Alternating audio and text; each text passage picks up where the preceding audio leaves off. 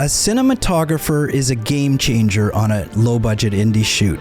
A good cinematographer can make the movie look fantastic at a reasonable budget.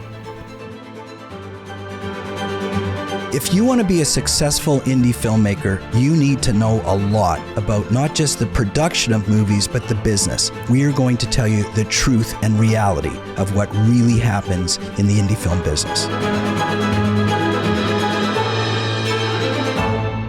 Today we have Scott Leslie. He is a professional cinematographer. Scott and I have known each other for a long time, and we have made 4 films together. I'm not sure I would ever use any other cinematographer. Maybe I shouldn't have told you that, Scott, because now your price is going to go up. But we have a very good relationship, and we get the job done, and we know each other's chemistry. So welcome, Scott. Thanks for coming on. Thanks for having me. So let me give the history to the audience and sort of the relationship. As you may remember from previous episodes, I do not have a film degree. I do not have formal film training. I have a law degree and a finance degree. So kind of my background is obviously business and law and distribution, but I always had the desire to be a filmmaker and a director. So when I decided to direct my first movie, I thought to myself, I need to surround myself with some very skilled artistic people who know what they're doing so they can help me with the things that I don't know what I'm doing. So luckily, I found Scott, because Scott is formally trained as a cinematographer, and I'll let you introduce yourself in a second, Scott. Basically, he does all the things really well that I don't do. So I said to him when we were shooting our first movie together, I said, I'm going to direct it because I know what I want the movie to look like, and I have a vision. I'm also the producer, so I want to put myself in that position because I want to enjoy that role. But I need somebody who can cover me, basically who knows cameras, lenses, lighting, sound even, who just knows how to make a film look really good. And I need that person to kind of be by my side, not only do their job, but kind of help me understand what else I have to do on my job. I want the vision. I have the vision of what I want it to be. But Scott, do you think that you could help me, realize that vision with all of your skills? And he said, sure, that's great. But don't get in my way. When I tell you stuff, let me do what I do well, and you do what you do well. And I think that relationship has worked. What do you think, Scott? Yeah. So it's a funny story that the reason why me and Jeff became friends, he was giving a talk at a filmmakers meeting, and he was talking about distribution and marketing. And this is the stuff I don't know. I needed to know this guy because he knows the side of filmmaking that I don't know. So, I know the camera side, the production side, but not the distribution side. So that's why I actively sought Jeff out, because I just wanted to learn what he knew, But then I said to you, hey, I want to make a movie, but I'm going to call myself director, but I've never done it, and I don't really know a lot of things that we need, but you do. So, yeah, but you had produced how many films at that point? 4 other films, maybe? 5 at that point. Yeah. Yeah. So he wasn't like completely green. So Jeff knew what he was doing, but yeah, our relationship is that, Jeff kind of shows me his vision, and I just go and try to execute it, so I know what we do some pre-production stuff, so I know the look he's looking for. So on set, I just go and light it, and so Jeff's not involved in the details of the lighting and the cameras that much. But it's my whole goal always as a cinematographer is to get the director's vision and make that come to pass. And you're better at it than I am. So it's rare I say that, but I'm telling you that's a skill that I don't have, and you do. Just tell us a little bit about your background. How'd you become a cinematographer? What was your journey? Well, so I was going to UCSD as a computer science and engineering major, and like a year into that. Let me just clarify. University of California, San Diego, not USC. Yes. San Diego. Yes. Okay. So I quickly realized that I don't want to do that for the rest of my life. I don't want to be computer science and engineering. So I didn't know what to do. So I was already into photography. So I started taking photography courses. And then I thought maybe I'll be a photography major. But in doing a photography major, you have to take video courses. So I took the video courses, and I'm all, oh, well, this is super cool. And once you become a video major, you have to do film. So this is back when we were shooting stuff on film. So already knowing photography and being well versed in photography, it was really easy for me to step into the film role, because I knew everything about exposure, aperture, all that stuff. Then I just really got into it. So this is at UCSD. I graduated a long time ago, and then I've been doing it for 25 plus years. But a lot of it, like what you learn at school, is like barely anything versus what you learn on the job and through practical experience. Right. But you don't just do feature films. You do lots of infomercials, commercials, all kinds of stuff. Just kind of tell us your bread and butter is. Is it commercials or? Definitely the bread and butter is commercials. I also do high end corporate stuff, but then I love narrative films, so I try to do at least one of those a year is my goal. So how I started, like out of UCSD, I did a whole bunch of independent film stuff, so like super low budget stuff, and then I was an AC on several like sci-fi channel films, but then a lot of the feature films that I worked on, like the small low budget ones, would get stuck in post production, and I already knew how to do editing from school, so I made a deal with the director that I'd DP his film if he'd buy me the editing gear. So this is back in the day where it was like, $15,000 to buy an editing gear. So I bought that. So then I got more and more into editing, and then commercials kind of came my way. Sorry, guys.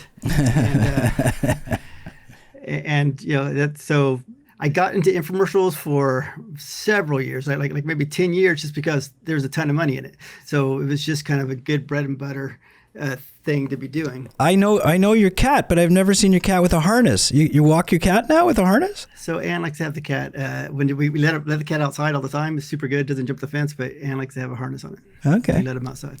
Nice. Okay, so I'm going to fish for a compliment here. I'm not doing it for that reason. I'm doing it to kind of explain something to the audience. So what do you look for when you're going to choose a project? Like, let's just go into feature films now, because that's what you and I work on. What are you looking for sort of in the project and or in the director or the team? What makes it attractive to you? I want to make sure that the end product is going to be good. So that's the main thing. So I need to have, for independent films, you have to shoot really fast, but there's a limit to that. So I need somebody who, that's what's great about working with Jeff, because Jeff has, even before the first film, he has produced so many films. He already knows kind of what you can shoot in a day, so he's not trying. That was the compliment I was fishing for, so I got it. Okay, now you can tell everything else. So he's not trying to shoot 14 pages in a day like some other people. Jeff is awesome about finding really good actors. So he has a good casting agent. Miriam and Candace. Miriam and Candace. Yeah, they did an episode too also. Oh, they did? Yeah. Okay. So I'm super surprised or just happy with the talent that they're able to get, especially the non-SAG, because a lot of the stuff that we do is not SAG. So you got to find really good non-SAG actors who are willing to work at a low budget level. That's the benefits of being close to LA, is that there's a lot of people there that are willing to do that. Right. So we shoot primarily in San Diego, but you just said speed, but realistic, like, in terms of being pragmatic about what you can and can't get in a day. So you said like 14 pages a day is unreasonable. I mean, I think 8 pages a day is unreasonable, but low budget indie films are working on low budgets, obviously. So you do have to shoot at a certain rate. What do you think for, say, let's talk about typical 100 minutes movie. What do you think would be reasonable? How many shooting days? Like 20 days, 18 days, 16? I'll take as many days as you give me, but I try to keep it. I think 15 is kind of the minimum, unless you're not doing hardly any location moves. So the whole thing about shooting films, the more locations you have, the more moves you have, the longer it takes. Because every time you're doing a location move, you got to break down all your gear. That's gonna take at least an hour. You got to move to the location. You got to load the truck first. Yeah. You got to load the van. You got to tie everything in, and you got to go unload it. So it's just a 3-hour suck almost always time you do a move. And that's not even counting getting out there and starting to pre-light. So that's why a lot of low budget films, they're like a house and a cabin in the woods. So it's like one location in the woods. So you and I get along really well on set. I think we have good chemistry. I think we understand each other. The only time that I ever, question you is when it's pretty well every lighting setup. So I say to you, okay, here's the scene. You and I block the scene. We talk about it. We do shot lists before. So we kind of know what we're going to do, right? Then we get on set, and you've already warmed me up for this, and you've trained me well to know what to expect. And you say, okay, I need 90 minutes to light. I say, what, 90 minutes? Are you out of your mind? I'm giving you 50 minutes. And you say, no, 90. And then in my mind, I figure 2 hours. But we've gotten to a place where you kind of second guess me and you really need 60 minutes, so you tell me 90. I'm second guessing you, thinking 90, so I'm going to give you 120. And then we usually come in at the right place. But lighting does take a lot of time. You've trained me well to understand that. And it's important because you can explain that. I mean, to me, that's everything. I really like to paint with light. So what's going to make an indie film look super low budget is if you have bad lighting against a white wall. So it's lighting hand in hand with a set deck too. So finding great locations. And Jeff is the master at finding these amazing locations. I don't know how he pulls it off, but somehow he does. So you got to have a location that always, Jeff knows that, but it's got to be large so you can have room for your lighting and that you have depth. You always want to go for depth, and that's kind of what you're looking for. And I kind of forgot the question. Yeah, no, the light. So, well, I'm going to re-ask the question. So generally the way we hire crews now, there's 3 people I like to hire. Well, other than the actors. Okay, I like to be involved in the actor casting, obviously. Production manager, you, line producer. And then I say to each of you, find me a good crew. And you work with a lot of the same crew often, people who you know could work at your speed and your quality level. But I wouldn't even know what to ask a gaffer or a grip. But you generally, what do you look for in people when you're going to hire them, say, on a low budget, fast moving indie shoot? So that's always the benefit when we're shooting in San Diego, because I've done this for so many years that I've got, loads of people that I can call on. I've got 5 deep of every position, and they're trusted people that I know. When we're shooting someplace outside of San Diego, that's more of the trick. But so there's things you could talk to about the gaffer, about what kind of lighting you do. I like to have upstage lighting where you're lit more from behind or the sides to make sure you get a lot of shape on your face. You talk to them, you see what kind of gear they have, you see what their experience is.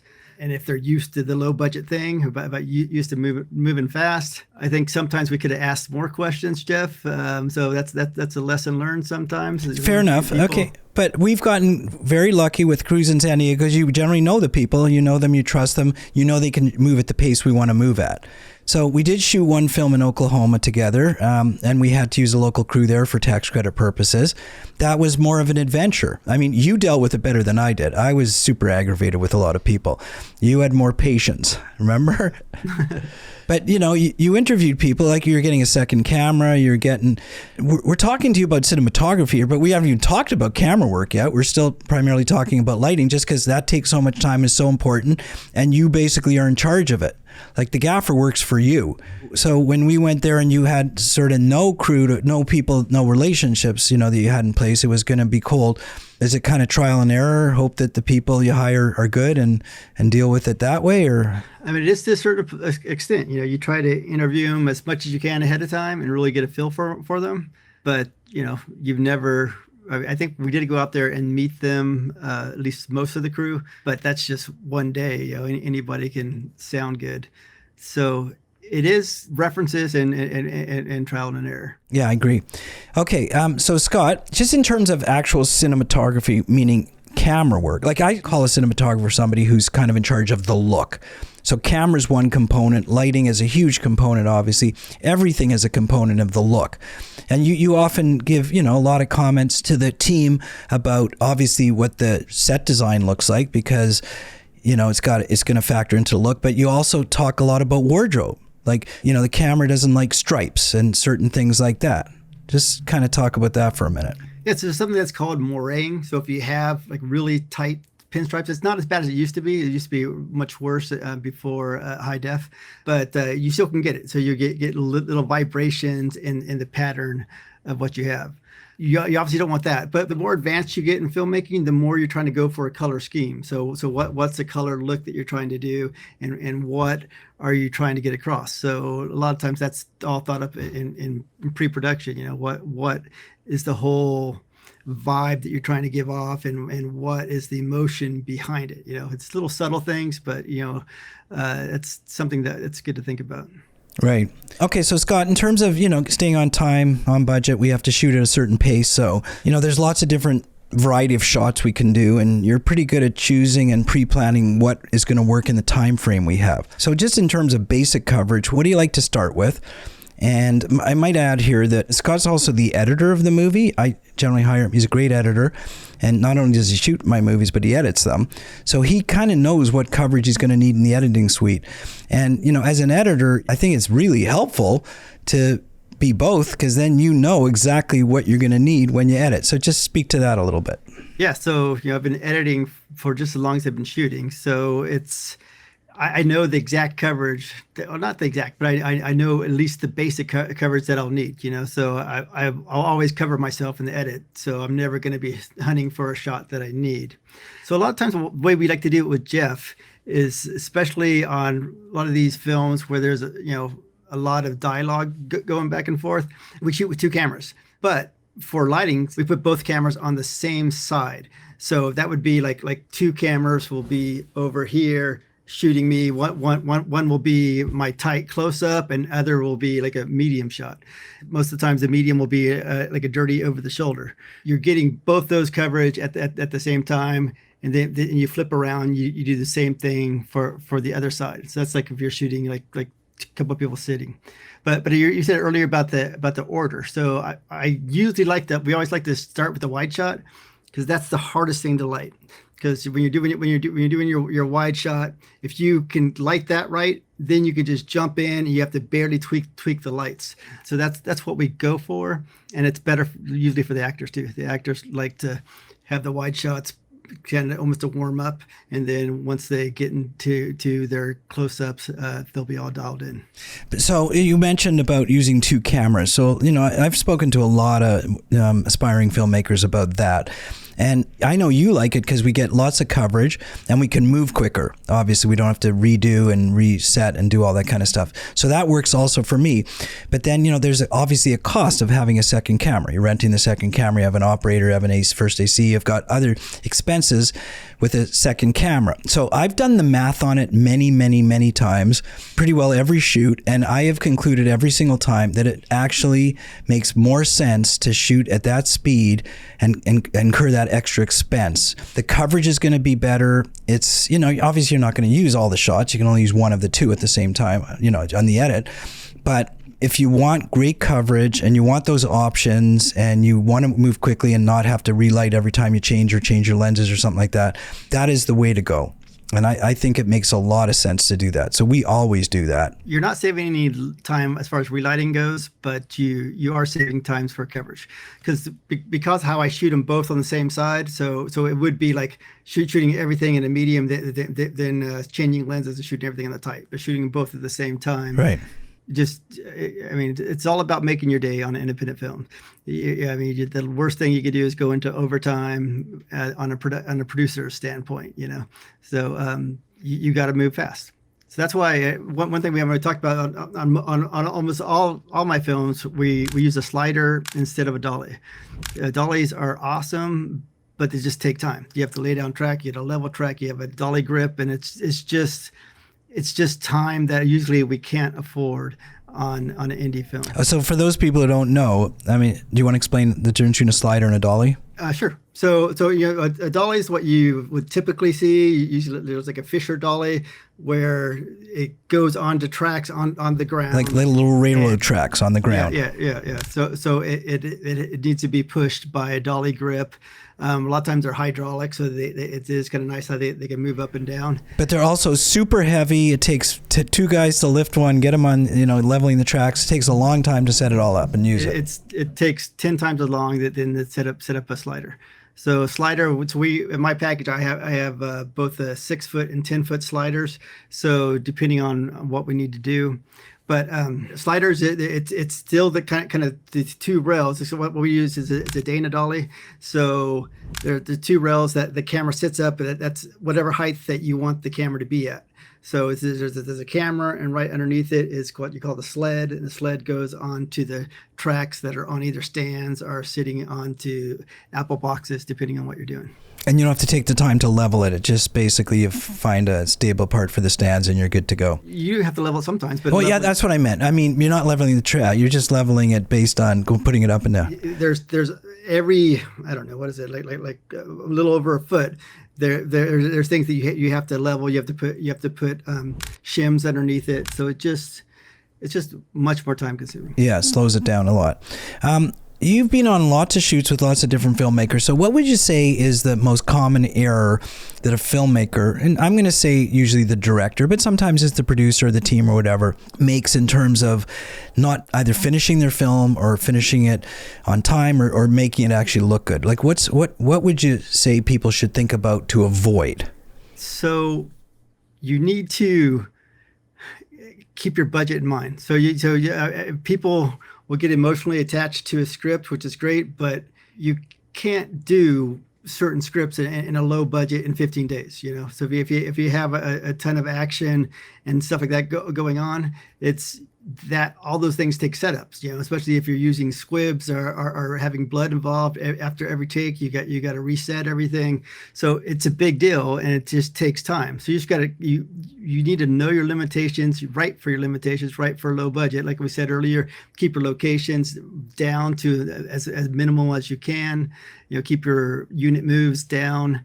Yeah, and just realize that this is low budget, but if you don't stretch yourself thin, you can make it look really good. You can make it look great. But if you're trying to do too much, everything's going to have to be compromised, and it's just going to be marginal. What about cameras these days? Everybody wants the latest, greatest, they're going to 6K, 8K, all this kind of stuff. I don't think broadcasters can handle that, but what's your take on that? So I feel like nowadays, a lot of the top-end cameras are very similar. Once you do color correction, you can make them all almost look exactly the same. So to me, I shoot on a ton of different cameras. I own a Vericam package. They're all, or at least now, all the more modern ones, you can get really great images from. But lenses are important too. So we like to shoot on prime cine lenses. So I'm not a huge camera nerd. I'm not like you could only be on this one system. I think they're all great. It's not a big deal which platform you're on. It's kind of like a hammer. So anybody can have a hammer. That doesn't mean that you can go and build a house. So it's not so much the tool nowadays as to how you use it, The operator, which is the case with almost every trade, everything. I mean, I call it, like, I look at sports. I say, like, a golf. I say, a good golfer can play with the worst clubs possible and still score well. And you give a bad golfer the best clubs possible, and they're not going to they're going to play terribly anyways. So there's a time there where I knew a lot of people that were buying a red, and they say, okay, I bought a red, now I'm a cinematographer. That doesn't, just because you bought a piece of gear doesn't make you a cinematographer. It's learning how to use it properly, and all the tricks and things behind it. So for those people who are listening who want to be a cinematographer and want to go down that road, what advice would you give them? It is good to buy your own camera. You don't have to buy the most expensive one. Like I started out with the whole DSLR revolution. I was on other cameras, but the first ones that I kind of started buying myself was when the DSLR revolution came. So the Canon 5D I started with, then I went to the Sony A7S II. So those you can get awesome images. You kind of have to make a little bit of a Frankenstein system sometimes to get all the things of a professional camera, but you can get really nice images.